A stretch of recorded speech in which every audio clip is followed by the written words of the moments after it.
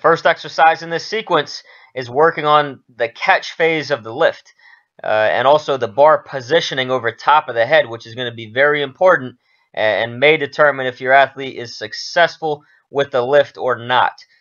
So the main coaching points here, just make sure the arms are fully extending and the bar is pushed right over top of the head.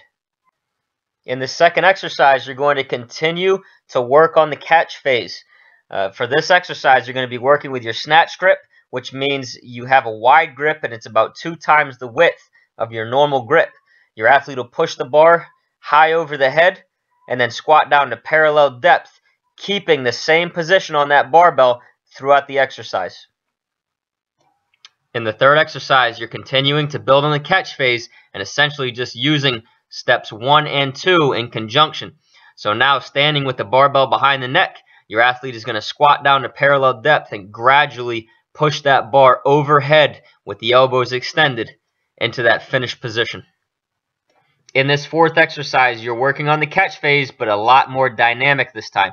This exercise is essentially like the third exercise. However, you're going to instruct your athlete to powerfully drop into catch position and aggressively extend the arms overhead so it's very quick. In this fifth exercise, you're going to start working on the pull phase of the snatch from the top down. So the key coaching points here are just to focus on the action at the ankles, knees, and hips. Keep the elbows straight and try to achieve triple extension as you shrug the bar up towards the waist. In this sixth exercise, you're going to start combining the pull phase and the catch phase. This is where it starts to become a little bit complicated, but I'm going to walk you through it. I've slowed a few reps down for you just to give you a better idea of how this is done. So your athlete is first going to get up onto the toes, straighten the knees, straighten the hips, shrug the shoulders. They should look like they've just done jump shrug. They're going to hold that position for a second and then quickly drop underneath the bar, pulling the bar directly up the front of the face and then catching it in that position that you worked on in those first several exercises.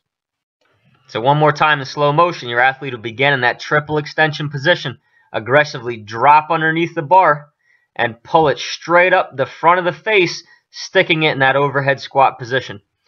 If the bar gets too far away from the body on that pull phase, it's going to make the difference between a successful attempt and a failed attempt.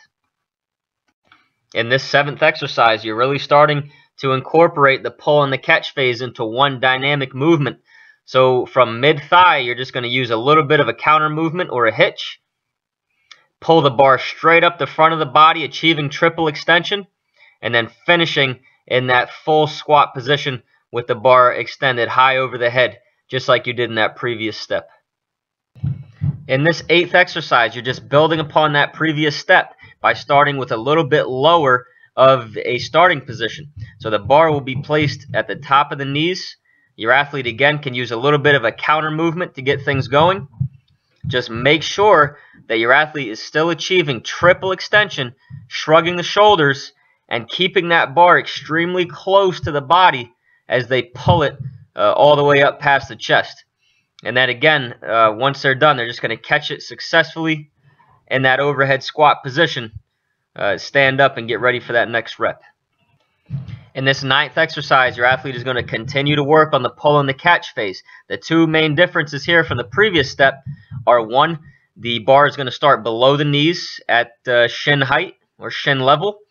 And then two, the bar should be gradually pulled past the knees and then aggressively pulled into triple extension and overhead into that catch position. So that's really the big difference here. You want to gradually pull it past the knees, and then once the bar gets to mid-thigh, that's when you aggressively pull it into triple extension and focus on catching it in that solid overhead position. In this 10th and final exercise, your athlete is just going to take the bar from snatch position on the floor. Identical to the step previous to this, you just want to instruct them to gradually pull it past the knees. So in other words, do not yank the bar off the floor. If you do that, you're going to lose the proper angles. The bar is going to get far away from the body, and you're going to have failed attempts.